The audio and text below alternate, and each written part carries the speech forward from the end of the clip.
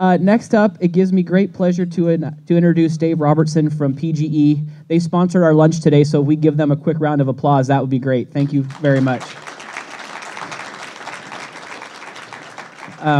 I first met Dave when I worked in the Capitol, and he was down there representing PGE, and I thought when I left I'd be done raising money from Dave, but evidently I'm not. I'm still raising money from Dave, so thank you very much.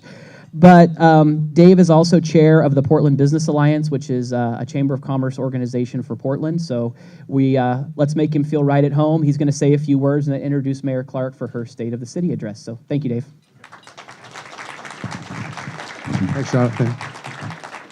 Well, let's hear it for the 2036 Governor of Oregon, Elena Garcia. Pretty amazing. That's pretty amazing, Elena. I'd love to get a copy of or take a picture of your acronym before I go. So thank you for coming today.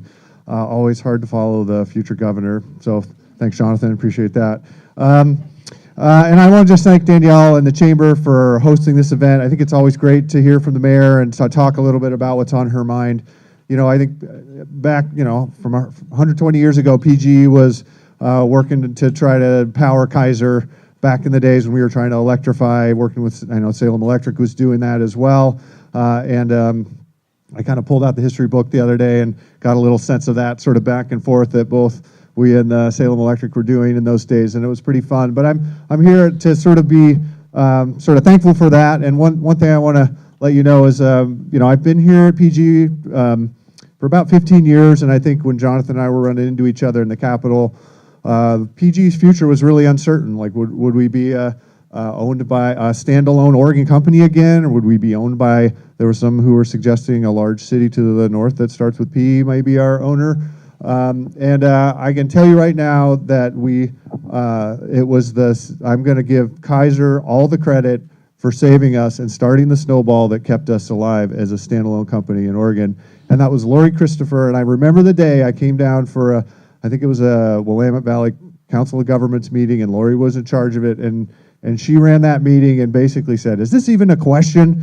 This is ridiculous." And basically, I was able to report back to the people who are considering what to do with us that, hey, I met with all these mayors and county commissioners, and they don't think it's such a good idea to sell the company to the city that starts with a P that's north of us. And that just got them convinced that, okay, we're going to set you up as a standalone company again. So I'm very grateful for Keizer and Keizer's support of us for so many years. We've got a number of employees who work here and are involved in the community, and I know they just they love being able to give back.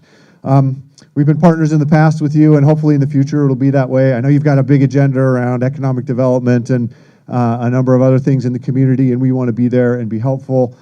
We've got a big plan around sort of growing our company into this new, we were trying to electrify 100 years ago, and now we're trying to have a more electrified future on things like electric transportation and a cleaner energy future where we're generating less with fossil fuels and more with hydropower and other things that are less emissions causing into the atmosphere. And so we've really appreciated that partnership over the years, and I think you've got somebody here in the mayor's office who values those types of partnerships broadly. She's, as you guys know her, she's been in the community for almost 30 years, and I think came here with a heart for service, and you see that today all the way played out from the sort of her days as Energizer Bunny of the volunteer world, from the Backyard Burn Committee to the Homeless Committee to the pretty much everything under the sun you could imagine. She was giving back and investing in the community. And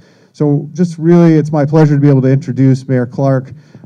She was elected at City Council, as you know, in 2006, and mayor again in 2014 and 2016 both. So running 2 years in a row must have been quite the feat. But that she's put herself out there. She's been very brave in sort of putting out her views and just helping the community grow.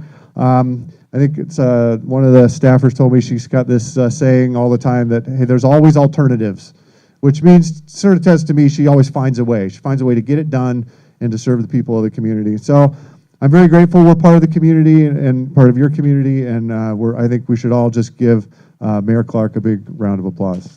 Thank you.